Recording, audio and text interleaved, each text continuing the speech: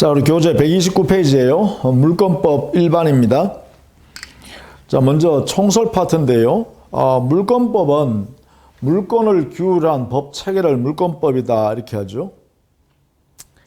이 물권법의 우리 근거 형식은 법률 또는 관습법에서만 물권법을 규율합니다. 그래서 물권법의 법원이란 것은 법의 존재 형식, 인식 근거라는 것인데 이것은 법률에서 또는 관습법에서만 물권법을 찾아야 한다 이런 뜻입니다. 자, 이때 이 물권법의 특징이요. 특성, 특징. 채권법과 비교했을 때 그렇습니다. 주로 이 물권법의 규정은 대부분 다 가행 규정이다. 물건을 지배하는 내용이 물권이고 그 물건을 지배하는 것은 그 나라의 하나의 사회 질서와 관계가 있기 때문에 가행 규정의 성질을 갖는 게 물권법 규정의 성질입니다. 두 번째, 이 물권법 안에는 그 나라의 고유한 특징의 물권이 존재합니다. 예컨대 우리나라 같은 경우에는 전세권이라는 제도가 다른 나라에 없는 제도가 물권으로 인정합니다. 그래서 고유의 성질을 갖는다 해서 고유법적 성질이 있다 이렇게 해요.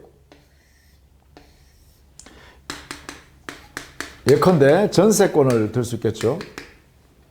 또 분묘기지권 같은 거예요. 이 분묘기지권 같은 것은 관습법상의 물권이라고 우리 법원이 판단해서 인정해 주는데 조상의 묘를 말이죠. 타인의 토지 또는 타인의 임야에 있더라도 분묘를 수호 봉사하기 위해서, 예를 들면 봄에 우리는 산소에 가서 이렇게 정미하죠. 또 가을에 가면 성묘하러 다니죠. 이럴 때 타인의 임야에 우리 조상묘가 있더라도 거기 가서 우리는 그 땅을 밟고 다닐 수 있잖아요. 그 권리가 바로 분묘기지권이라 그래요. 이런 것들은 우리나라 고유한 성격, 즉 민족의 성격 때문에 이런 권리가 존재한다. 이 전세권 제도도요, 다른 나라에 없는 제도이기도 합니다. 이런 내용을 보면 물권법은 고유한 성질을 갖는 법이다 이렇게 해석할 수 있어요. 그 다음에 거기에 우리 130페이지 가면 동그라미 3번에요. 로마법적 요소와 게르만법적 요소가 교차되어 있다 이렇게 했죠. 교착 이렇게 결합되어 있다는 뜻입니다. 로마법적 요소는 개인주의적 요소를 말하고요. 게르만법적 요소는 단체주의적 성격을 말합니다. 이게요. 그런 의미를 가지고 여기에 있는데 로마법적 요소는 소유권이라는 것과 점유권이라는 제도를 분리해서 개별적 권리로 인정한다는 것, 또 개인주의적인 소유권을 중심으로 해서 물권법의 제도를 만들었다는 것, 이런 면에서는 로마법적 요소가 물권법 안에 존재해요. 이에 반해서 말입니다. 게르만법적 요소는 어떤 걸 들 수 있냐 하면 부동산과 동산을 구별해서 규율을 한다든가, 부동산에 관해서는 등기 제도를 허용한다든가, 또 선의취득 제도를 만든다든가, 이런 것들은 이제 게르만법적 요소라고 합니다. 물건을 중심으로 해서 판단하는 제도들을 만들어 놓은 걸 이제 우리는 게르만법적 요소라 그래요. 이런 것들이 이제 같이 어우러져 있다 이런 이야기죠. 자, 그 다음에는 물권법은 물권을 규율하는 법 체계다 했으니까 물권의 의미와 내용을 알아둬야겠죠. 기본적으로. 자, 물권이란 것은 첫 번째, 그 뜻은 물권은 물건을 지배함으로써 그 물건을 지배에 의한 이득을 취하는 것을 민법이 보호해주는 그 힘을 바로 물권이라고 그러죠. 물건 지배하여 이득을 취하는 것을 법의 보호를 받는다. 이게 바로 물권입니다. 따라서 이 물권은 객체가 되겠죠. 지배를 통해서 이득을 취한다. 어떻게? 직접 지배하여 이득을 취한다. 지배권이라는 것이죠. 그러니까 물권의 작용은 물건을 지배하여 이득을 취하는 것이다. 이것을 우리 민법이란 법에 의해서 보호되어지는 것이죠. 이렇게 함으로써 법에 의해서 보호되는 힘이 바로 물권이다. 이런 이야기죠. 자, 이런 내용으로서 직접 지배하여 사용 수익하는 것이기 때문에 누구도 이게 기어들지 마라. 배타적이라 그러죠. 또 이러한 내용은 누구한테도 주장할 수 있어야 되니까 절대적 성격을 갖게 되고 그로 인하여 이득을 취하는 것이죠. 수익을 하는 것입니다. 그래서 기본적으로 물권의 성격은 이런 내용이 들어있다라고 보면 되겠죠. 그래서 우리는 물권의 성질 해야 되겠죠. 물건을 직접 지배한다. 지배성, 배타성, 모든 사람한테 물건을 주장할 수 있다. 절대성, 그리고 그로 인하여 이득을 취한다. 수익성, 이런 것이 여기에 들어있습니다. 물권의 주체는 당연히요. 131페이지에 보면 사람이죠. 물권을 가지는 사람이죠. 사람이니까 자연인과 법인이 다 될 수 있죠. 법인도 물권의 주체가 될 수 있는 건 당연합니다. 그 다음에 물권의 객체, 물권의 대상이라고도 하는데 여기는 원칙적으로요, 물건이죠. 지배의 대상이기 때문에 그렇습니다. 물건에 대해서만 지배할 수 있다. 물건이죠, 물건. 다만 예외적으로 법의 규정에 허용되는 규정이 있을 때 권리를 대상으로 해서도 물권이 성립할 수 있도록 예외적으로 허용합니다. 이렇게. 자, 이런 의미를 같이 알아두시기 바랍니다. 우리 교재는 131페이지에 거기에 하단에 물권의 객체 안에 보면 동그라미 1번 물권의 객체는 원칙적으로 물건이지만 예외적으로 권리에 대해서도 물권이 성립할 수 있다. 대표적인 게 뭐냐 하면 저당권이란 물권은 그 대상이요, 지상권에 대해서, 전세권에 대해서도 물권인 저당권이 성립할 수 있어요. 이런 면에서는 지상권, 전세권이란 권리를 대상으로 해서 저당권이란 물권이 성립한다. 이렇게 되겠죠. 이거는 민법 규정에서 인정합니다. 자, 그러면 물건에 관한 이야기를 좀 볼까요? 물건. 132페이지에 가면 이 물건에 관해서는 원칙적으로 일물일권주의가 적용되는 것이 원칙이죠.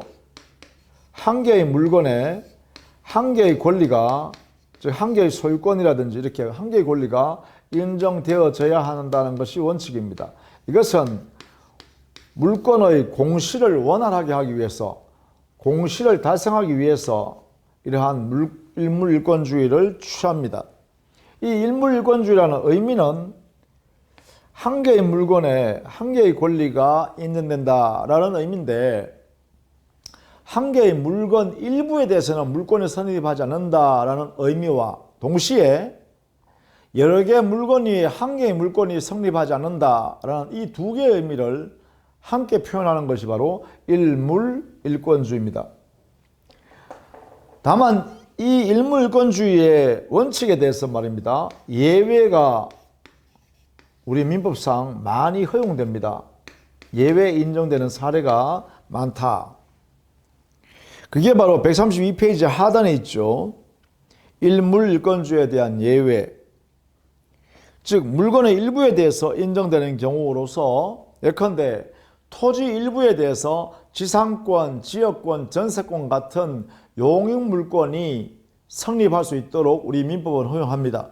그래서 토지, 한 개의 토지의 일부분에 지상권, 지역권, 전세권이라는 물권을 성립시킬 수 있도록 허용한다는 면에서 일물일권주의의 예외다.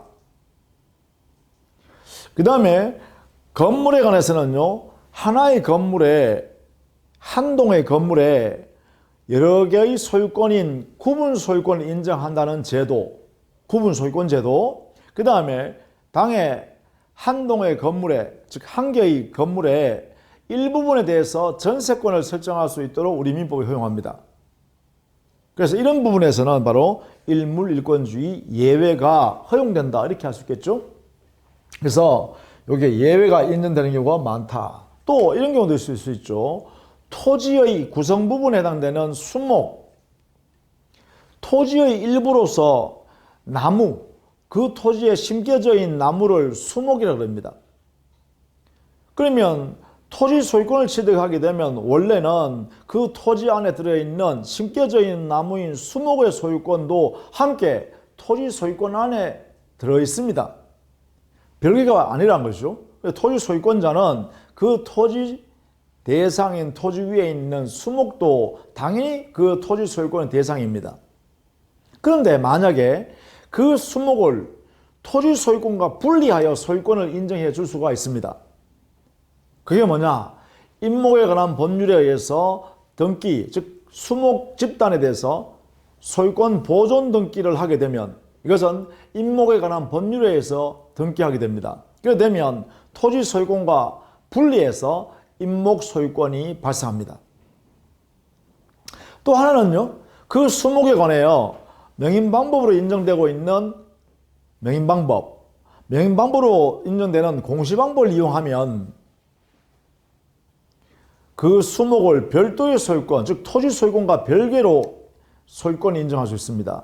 이때 명인방법이라는 것은 우리 판례가 관습법상으로 허용되는 공시방법이다, 이렇게 해석합니다. 명인방법. 그래서 명인방법을 통해서 수목, 한 개의 수목이나 수목의 집단에 대해서 토지 소유권과 별개의 소유권을 우리는 인정할 수 있다는 것이죠. 자, 이런 것들이 인정된다, 라는 정도로 봐두시면 되겠습니다.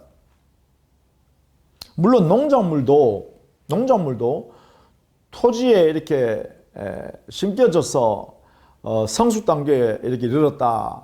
즉 다른 말하면 그 농작물을 수확해서 우리가 식용으로 먹을 정도가 되었다라고 하는 정도로 성숙됐다면 이때 그 농작물의 소유권은 토지 소유권과 별개로 경작자 소유권이 발생합니다.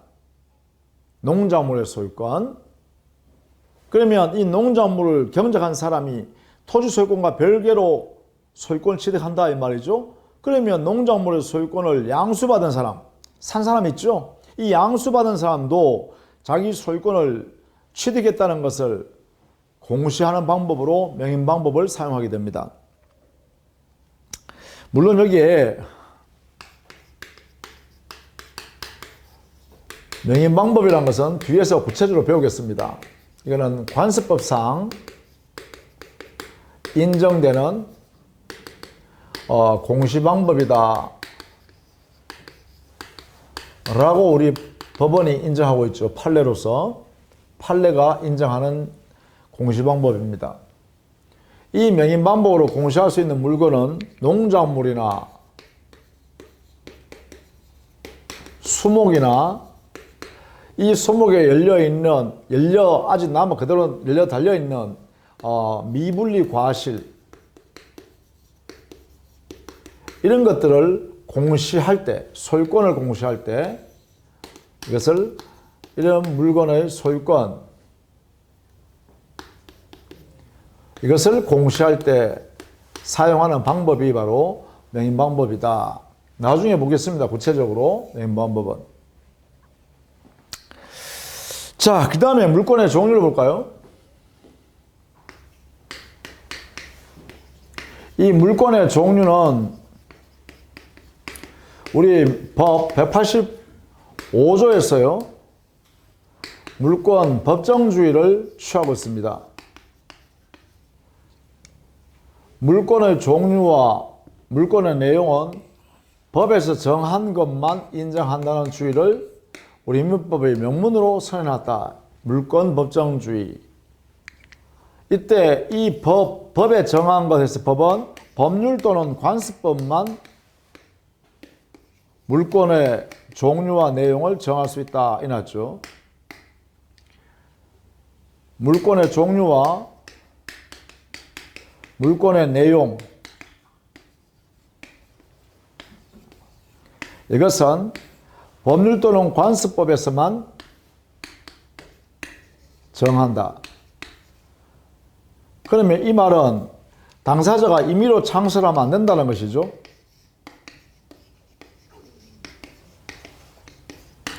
이것을 우리 185조에서 규정해놨습니다. 185조 한번 보실까요? 133페이지에 있죠. 물권 법정주의 제185조 물권은 법률 또는 관습법에 의하는 외에는 임의로 창설하지 못한다. 임의로 창설을 금지해놨죠. 따라서 만약에 창설 약정을 하면, 이미 창설 약정을 하면 이 약정은 이 규정에 반하기 때문에 무효가 되겠죠. 이 규정에 반한 것으로서 이 약정은 무효가 됩니다. 그래서 이미 창설은 절대로 금지입니다. 절대로 할 수 없습니다. 그러면 어디에서만 물권을 정하고 물권의 내용을 정하느냐? 이것은 법률, 관습법 여기에서만 정하고, 이때 법률에 또는 관습법에 그 외에는 할 수 없기 때문에 법률 또는 관습법이라고 하고 있죠. 이때 이 법률이라는 것은 국회에서 만드는 국회재정법을 말합니다. 이걸 보통 우리는 형식적 의미라고 그러죠. 의미의 법률이라고 합니다. 여기에서만 정한다. 따라서 다른 말로 하면 행정부에서 만드는 행정명령이나 대법원 규칙이나 대법원에서 만드는 대법원 규칙, 이런 거에서 만들 수가 없습니다. 여기서는 물권의 종류와 물권의 내용을 만들 수 없습니다. 반드시 국회에서 제정하는 법률을 통해서만 물권의 종류와 물권의 내용을 정할 수 있습니다. 라는 뜻이죠. 법률. 그 다음 관습법이라는 것은 관행이 반복되고 있는데 이 관행에 대해서 일반인의 법적 확신이 있을 때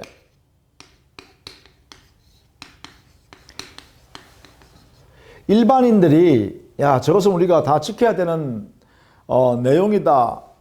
저 관행은 우리가 전부 다 지키자.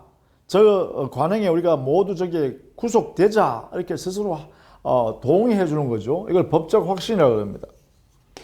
이러한 법적 확신이 생기면 그때 이 관행이 관습법으로 바뀌는 것이죠. 이렇게.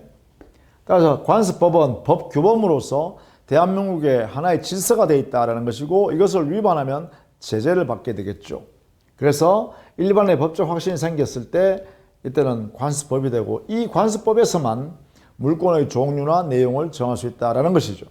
그래서 법률, 관습법 외에는 물권의 종류와 물권의 내용을 정하면 안 된다는 것을 선언하고 있는 게 바로 물권 법정주의의 내용입니다. 물권 법정주의.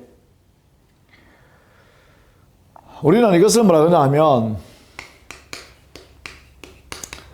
종류가 강제된다, 그리고 내용이 강제된다라고 해석합니다. 강제되는 모습은, 방법은 뭐에서? 법률과 관습법에 의해서 강제된다라는 것이죠. 이 물권 법정주의는 종류, 그 내용이 법률 또는 관습법으로 각각 강제가 되므로 이것을 위반하는 당사자 약정은 무효가 된다. 이렇게 하는 것이죠.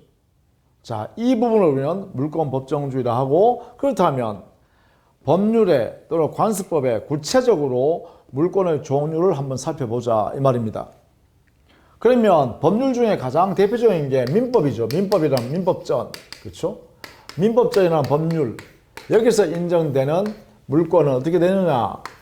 점유권과 소유권으로 이렇게 대별을 하고, 이때 점유권은 사실상의 물권이라 하고, 본권은 소유권은 본권이다 이렇게 합니다.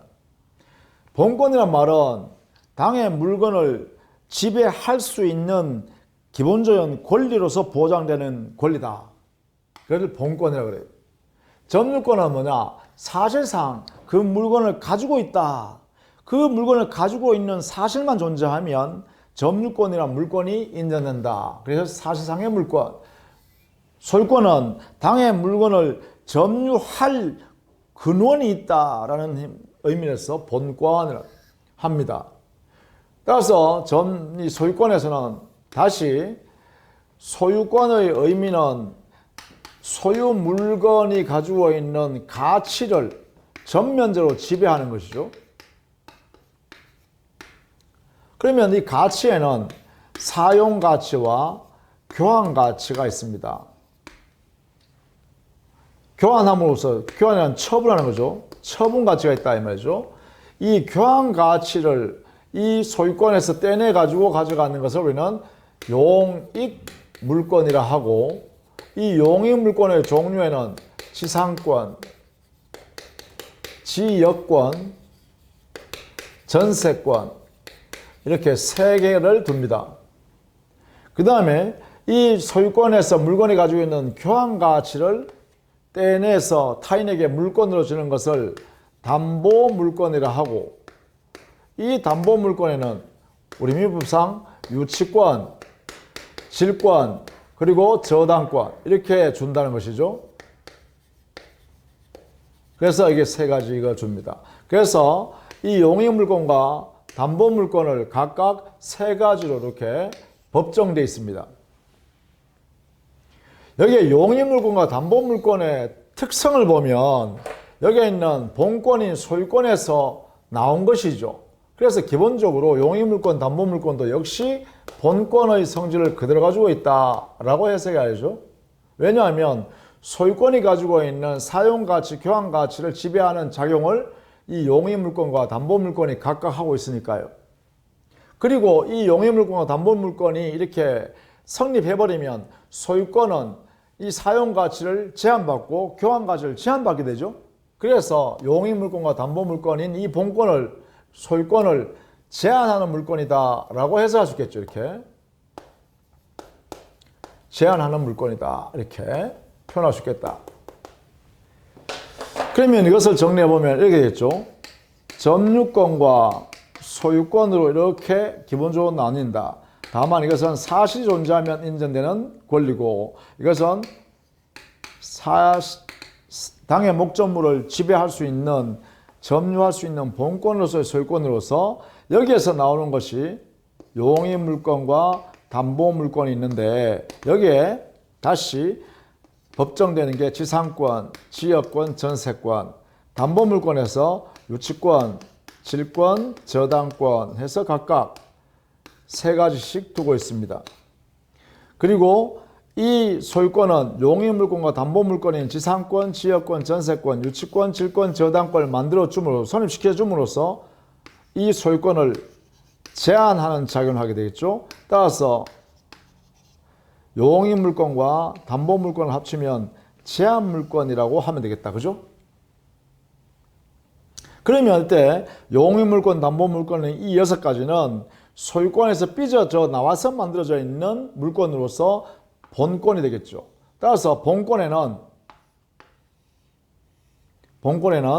소유권과 제한 물권을 합친 7개 물권이다. 민법상 그죠? 7개. 이게 되겠죠? 제한 물권은 6개. 용익 물권, 담보 물권 이렇게 해서 제한 물권은 6개. 이 제한 물권은 소유권을 제한하는 물권을 말하므로 용익 물권과 담보 물권을 제한 물권이라 한다. 그죠? 용익 물권과 담보 물권을 합쳐서 우리는 제한 물권이라고 한다. 제한은 무엇을 제한하냐 하면 소유권을 제한한다. 그렇죠? 이렇게 하는 거죠. 그래서 결국은 이 소유권에서 제한 물권이 나와서 만들어져 있다. 이런 내용으로 있고, 이 제한 물권은 다시 용익 물권과 담보물권으로 나뉜다. 용익물권은 세 가지로, 담보물권 세 가지로 각각 만들어졌다. 이렇게 되겠죠. 자, 이런 모습으로 민법전에서 물권의 종류를 정해놨습니다. 그리고 개별적으로 법 조문을 만들어서 각각 그 물권에 들어있는 내용들을 우리 민법에서 쭉 정리해 뒀죠. 그 다음에는 관습법상에 인정되는 물권. 이것은 판례가 확인해서 인정한 물권입니다. 여기는 다음과 같은 내용으로 설명할 수 있죠. 첫 번째, 분묘기지권입니다. 타인의 토지에 우리 조상묘가 거기에 설치돼서 옛날부터, 아주 옛날부터 계속 수호봉사해 왔다는 거예요. 후손들이. 그래 되면 그 분묘기가 있는 토지를 사용할 수 있는 권리, 이것이 발생합니다. 이 분묘기지권은 관습법상의 물권이다 라고 하는 것이 판례죠. 관습법상 물권이다. 그 물권의 성질은 마치 지상권과 유사한 성질을 갖는다. 그 다음에는 관습법상으로 인정되는 물권으로서 관습법상 법정지상권이라는 제도가 있다. 이것을 우리 판례가 또 인정합니다. 법정지상권은 법정지상권인데 관습법에서 인정되는 이런 뜻입니다. 그 다음 세 번째는 동산의 양도담보권. 양도담보 물권이죠. 동산에 관해서 동산 소유권을 담보 목적으로 채권자가 채무자에 대하여 그 채권을 변제를 안전하게 변제받기 위해서 동산 소유권을 담보 목적으로 가지고 있는 형태로 우리는 이렇게 동산의 양도담보권이라 합니다. 이 세 가지가 전형적으로 관습법상 인정되는 물권이다 라고 하고 있습니다. 이렇게. 그 외에 온천권이라든지 공원 이용권이라든지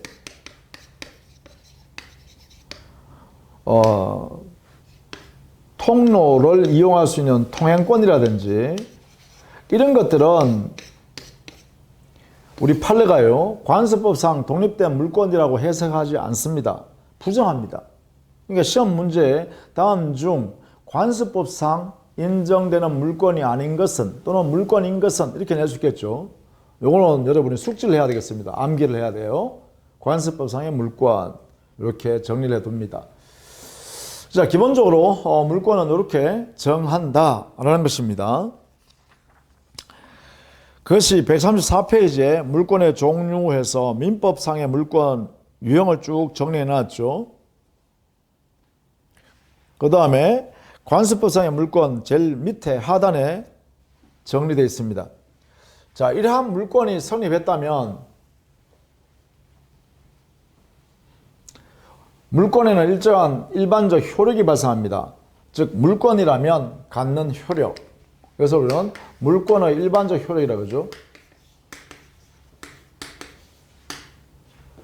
물권이라면 첫 번째, 물권은 채권에 우선하는 효력이 있다. 그 우선적 효력.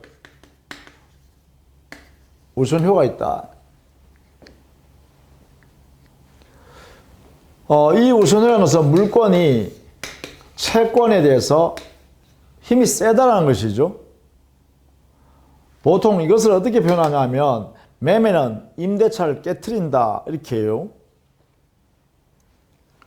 양갈로 2번에 보시면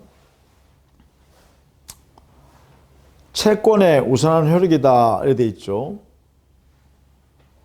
물권이 힘이 세다 채권보다가. 근데 만약에 이게 물권과 대등하거나 또는 우선하는 채권을 인정할 때는 반드시 이러한 규정을 예외 규정을 둬야 합니다. 예컨대 토지 임차권이나 건물 임차권처럼 부동산 임차권의 대항력을 발생시키기 위해서 등기를 갖추어 버리면, 즉 등기를 갖춘 부동산 임차권이 있을 때 그 이후에 당의 목적 부동산의 소유자가 바뀌었을 때 그 제3자, 양수인에 대해서도 이 임차권, 등기된 임차권을 가지고 대항할 수 있습니다. 그렇기 때문에 이때는 예외 규정에 의해서 채권이 물권에 대해서 우선할 수도 있다라는 것이죠. 자, 이게 예외적인 현상이죠. 그 다음에 물권 상호간에서는 물권과 물권이 충돌됐을 때는 이때는 먼저 성립한 물권이 우선합니다. 먼저 성립한 물권이 우선한다. 다만 여기에 예외가 있습니다. 소유권과 제한 물권에 충돌이 있을 때는 제한 물권이 우선합니다. 이것은 선후 따지지 않고 언제나 소유권과 제한 물권에 있어서는 제한 물권이 우선한다. 이렇게요. 이렇게 합니다. 선후 관계 없습니다. 이것은 제한 물권은 속성 때문에 그렇죠. 제한 물권의 성질이 바로 소유권을 제한하고 있기 때문에 제한 물권이 소유권보다는 우선한다. 이렇게 해석하는 겁니다. 자, 그 다음에 채권 상호간에서는 어떻게 될까? 이럴 때는 채권 상호간에는 평등합니다. 여기는 채권 상호간에는 평등의 원칙이다. 자, 이렇게 우선효를 가지고 이렇게 해석할 수 있겠습니다. 세 가지. 자, 그 다음에는 물권이 침해당했을 때 그 물권의 실효성을 보호하기 위해서 그 물권으로부터 침해자에 대해서 내 물권을 침해하지 마라 이렇게 할 수 있는 힘이 생기죠. 이것을 우리는 두 번째 물권적 청구권이라고 하게 됩니다. 물권에 기해서 침해자에 대해서 침해를 하지 말라고 청구할 수 있는 권리가 이렇게 나온다라는 것이죠.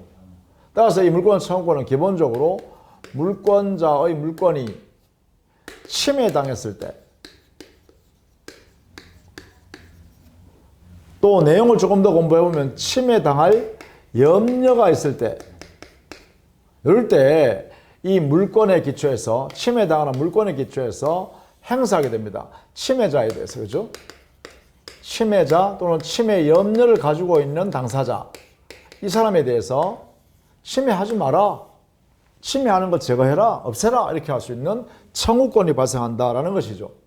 이 청구권을 뭐라 그러냐? 바로 물권적 청구권이라 한다. 당의 물권으로부터 나오는 청구권. 그렇다면 이 물권 청구권은 바로 이 물권 자체의 실효성을 보호하기 위해서죠. 실효성 보호. 이렇게 되겠죠. 실효성을 보호하기 위해서 인정되는 제도가 바로 물권적 청구권이고, 그 다음에 이 물권적 청구권은 당에 침해되는 물권과 물권적 청구권은 운명을 같이 해야 되죠.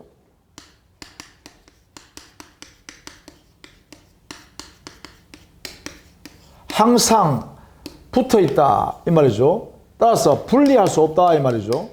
분리 안 된다 이런 뜻을 갖고 있습니다. 이 물권에서부터 물권 청구권이 나오기 때문에 그렇습니다. 그러니까 당연히 이 물권과 이 물권 청구권은 항상 몸이 한 몸이다, 붙어 있다. 이것을 우리는 운명을 같이 한다, 분리할 수 없다 해야 되겠죠. 물론 물권 청구권은 채권적 청구권보다 우선하겠죠. 채권에서 나오는 청구권, 이거보다는 힘이 셀 거죠. 우선효가 있다 이렇게 하겠죠. 자, 이러한 내용을 우리는 물권적 청구권이라 하고, 그렇다면 구체적으로 물권적 청구권은 민법상의 규정이 어떻게 되어 있는가? 자, 민법상의 규정을 보기 전에 이 청구의 모습은, 청구의 종류, 이것은 침해당하는 모습에 따라서 반환 청구를 한다든가, 반환 청구, 방해하고 있는 내용을 제거하라고 청구한다든가, 아니면 지금 방해는 아니지만 방해될 염려가 있으니까 미리 예방 조치를 취해라고 할 수도 있겠죠. 이렇게. 그렇게 되면 반환 청구, 방해 제거 청구, 방해 예방 청구권이라는 형태로 침해의 모습에 따라 물권적 청구권이 만들어진다 이렇게 되겠죠. 자, 요 내용을 알아두셔야겠습니다. 물권적 청구권은 그 침해의 모습에 따라서 반환을 청구한다. 즉 물권자가 물건을 지배하고 있어야 되는데 그 물건을 다른 사람이 가지고 가버렸다. 가지고 갔다면 그 가지고 있는 사람한테 야 돌려줘 해야 되겠죠. 그것이 바로 반환 청구권입니다. 그 반환 청구권이 어디서 나왔다고? 물권에서 나왔다 이 말이에요. 그래서 물권적 반환 청구권 이래 되겠죠. 그 다음 방해를 하고 있다. 점유를 상실하지 않았는데 방해를 당하고 있다라고 하면 방해하고 있는 당사자한테 침해하고 있는 사람한테 방해를 제거하라고 청구하면 되겠죠. 그래서 방해 제거 청구권이 발생할 수 있다. 또 한편으로 지금 현재 물권이 방해되지는 않지만 지금 현재 방해의 현상이 발생하지는 않았지만 장차 객관적으로 봤을 때 방해될 염려가 존재한다고 하면 방해를 제거해달라고 예방을 청구하겠죠.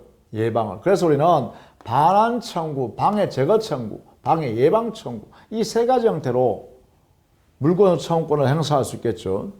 이것을 우리 민법에는 어떻게 규정을 해놨나 하면 점유권이 침해당했을 때 반환 제거 예방 청구권을 규율해서 인정하고 소유권이 침해당했을 때는 소유권에 대해서 반환 제거 예방 청구권을 이렇게 인정합니다. 각각 규정해놨죠. 여기에 각각 규정을 해놨어요. 우리 교재는 135페이지 제일 하단에 있습니다. 점유권에 기한 물권 청구권으로서 반환 제거 예방 청구권 204조, 205조, 206조가 있죠. 여기에 204조, 205조, 206조. 그 다음에 소유권에 의한 물권 청구권으로서 213조, 214조가 있죠. 반환 제거 청구 213조, 방해 예방 청구 214조. 이렇게 규정을 두고 있죠. 그 다음에 이 소유권에 있는 반환 제거 예방 청구권을 용익물권에다가 준용했습니다. 준용해서 용익물권, 담보물권, 지상권에, 지역권에, 전세권에, 그 다음에 유치권에, 질권에, 저당권에 이렇게 씁니다. 자, 그런데 여기에 지역권에 준용하는 것은 방해 제거 청구 및 방해 예방 청구권만 허용하고 반환 청구권은 인정하지 않습니다. 이건 준용해 쓰지 않습니다. 이거는 지역권의 성질 때문에 그래요. 지역권에서는 제거 예방 청구권만 허용하고 반환 청구권은 허용하지 않고 있습니다. 민법 규정에서 준용 규정을 두지 않았어요. 그 다음에는 저당권에서는 저당권 여기에서 역시 마찬가지 제거 청구 예방 청구권은 인정하되 반환 청구권은 인정하지 않습니다. 이렇게 제거 예방 청구권은 인정한다. 이것도 역시 뭐냐 성질상 그렇습니다. 성질상. 그런데 반환 청구권은 인정하지 않습니다. 그 다음에 유치권과 질권에 관해서는 여기는 준용 규정을 두고 있지 않습니다. 준용 규정 자체가 없다.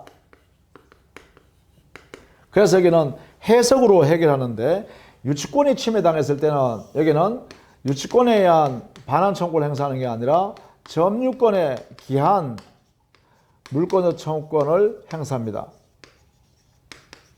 이것은 암기를 해 두셔야 됩니다. 점유권에 기해서 합니다. 점유권에. 유치권은 그 유치물을 침탈당한 버리면 유치권 자체가 사라지기 때문에 그렇습니다. 따라서 유치권에 기해서 행사하는 게 아니라 점유권에 기한 물권적 청구권을 행사합니다. 자, 이 부분을 꼭 알아둬야 됩니다. 질권은 해석상 질권에 의한 반환 제거 예방 청구권으로서의 물권 청구를 인정하고 있죠. 규정은 없지만 해석상 그렇습니다. 자, 이렇게. 그러면 지상권에서는 반환 제거 예방 청구권을, 전세권에서는 반환 제거 예방 청구권을 전부 다 준용하는 규정을 두고 있죠. 이게 다 있다. 반환 제거 예방 청구, 반환 제거 예방 청구권을 전부 준용해다 씁니다. 그래서 법 조문에요. 조심해야 될 게 있다라는 것을 알아두셔야 돼요. 지역권에서는 반환 청구권은 준용하지 않고 제거 예방 청구권만, 저당권에서도 제거 예방 청구권만 준용하고 반환 청구권은 준용하지 않는. 그 다음에 유치권에 있어서는 유치권 침해당하면 점유권에 기한 물권 청구권을 행사하는 것이지 유치권에 의한 물권 청구권을 행사하는 것이 아니다. 이렇게 정리해 두셔야겠습니다. 자, 이러한 내용을 136페이지에 정리해 놨습니다. 그 상단에 보시면 동그라미 2번을 잘 보셔야겠죠. 유치권과 질권에는 준용 규정이 없다. 이렇게 정리를 좀 해 두십니다. 그 다음에 동그라미 3번에는 두 번째 줄에 지역권과 저당권은 반환 청구권이 인정되지 않는다. 방해 제거 예방 청구권만 허용한다는 뜻이죠. 그 다음에 성질 좀 설명했는 것이니까 한번 봐두시고, 특히 D가 동그라미예요. 소유권에 기한 물권 청구권은 소멸시효에 걸리지 않는다라는 판례, 이걸 꼭 알아두셔야겠죠. 그 다음에 이 물권 청구권은 어떻게 행사하는가 보겠습니다. 물권 청구권 행사. 물권적 청구권을 줄여서 물청이라 할게요. 물권적 청구권의 행사는 어떻게 행사하느냐? 첫 번째, 행사하는 사람은 누구냐? 현재 물권자여야 합니다. 현재 그 물권을 가지고 있는 사람, 즉 다른 말로 하면 침해당하고 있는 사람이죠. 현재 그 물권이 침해당하고 있는 사람이죠. 침해당하는 자. 현재여야 돼, 현재. 두 번째, 누구한테 하느냐? 상대방은 현재 침해하는 사람입니다. 현재 물권을 침해하고 있는 사람. 침해 염려를 가지고 있는 사람. 이렇게 되겠죠. 이때 이 침해자는 고의, 과실이 있느냐 없느냐 불문합니다. 불문하고 침해자가 됩니다. 현재 침해자. 자, 이 침해자는 물론 침해하는 사람은 점유자이겠죠. 이 점유자는 직접 점유자도 포함되고요. 간접 점유자도 포함합니다. 다 됩니다. 침해자로서 지배, 즉 침해를 직접 점유하고 있거나 간접 점유하거나 고의과실 불문하고 그 상대방으로 삼을 수 있다. 반드시 현재 침해하고 있는 사람, 또 현재 침해 염려를 가지고 있는 사람으로서 고의과실은 불문이다. 이런 뜻입니다. 세 번째, 이제 행사해야죠. 그죠? 행사하면 반환 청구나 방해 제거 청구나 방해 예방 청구를 하게 되겠죠. 이것을 청구하는 겁니다. 청구. 청구는 뭐죠? 명시적이든 묵시적 의사표시를 하면 되죠. 명시적이든 묵시적이든 의사표시를 하면 됩니다. 요거 하면 됩니다. 이때 비용 부담은 누가 해야 되냐? 비용 부담은 상대방이 해야 됩니다. 이 사람 있죠, 이 사람이 비용을 부담해야 됩니다. 제가 하는데 들어가는 비용, 또 반환하는 데 들어가는 비용, 예방 조치를 취하는 데 들어가는 비용은 상대방이 부담해야 됩니다. 비용을 부담하면서 상대방이 한다.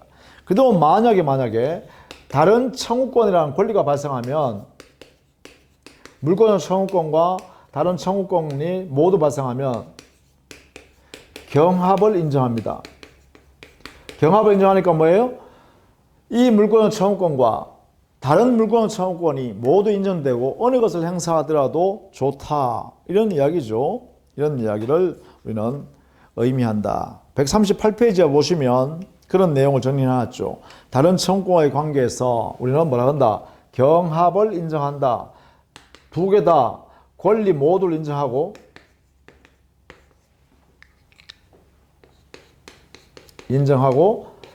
그래서 선택적으로 행사할 수 있다 이 말이죠. 선택하여 행사하면 된다. 이렇게 되겠죠. 선택하여 행사할 수 있다. 이런 의미가 우리는 경합을 인정한다. 이렇게 표현합니다. 자, 그런 내용으로 정리를 좀 해두시면 되겠다라는 것이죠. 자, 물권적 청구권, 이것은 아주 중요합니다. 반드시 여기 나오는 내용은 반드시 여러분이 익혀 두셔야 돼요. 물권적 청구권은 이러한 원리에 입각해서 만들어 놓은 것으로서 여기에 민법 규정에는 이런 특징이 있다라는 것, 그렇죠? 특징이 있다. 종류는 침해의 모습에 따라서 반환 제거 예방 청구를 할 수 있다. 그러면 구체적으로 물권 청구를 어떻게 행사하는가를 보면 현재 침해를 당하고 있는 사람으로서 그 상대방은 현재 침해를 지배하고 있는 사람인 고의과실 불문하고 침해 지배하고 있다면, 잘못이 없어도 침해를 하고 있다면, 아무 잘못 없이 침해하고 있는 당사자라도 현재 그런 상황을 가지고 있는 사람에 대해서 행사하면 됩니다. 따라서 상대방은 잘잘못 따지지 않고 침해하고 있는 상태로 있는 사람이 책임진다. 이런 이야기입니다. 그리고 행위는 당연히 청구하는 것이니까 명시적 의사표시로 하든 묵시적 의사표시로 하든 관계없습니다. 그리고 그때 반환 제거 예방 행위 할 때 들어가는 비용은 누가 부담한다? 상대방 스스로가, 현재 침해를 지배하고 있는 이 당사자가 스스로 부담해서 해야 된다라는 것이고, 만약에 물권 청구권과 다른 청구권이 함께 발생했다면 이 청구자는 선택적으로 어느 것을 행사해도 무방하다, 이런 이야기죠. 자, 이렇게 정리해 두시면 되겠습니다. 다음 시간에는 물권 변동의 내용을 이제 살펴보도록 하겠습니다. 수고했습니다.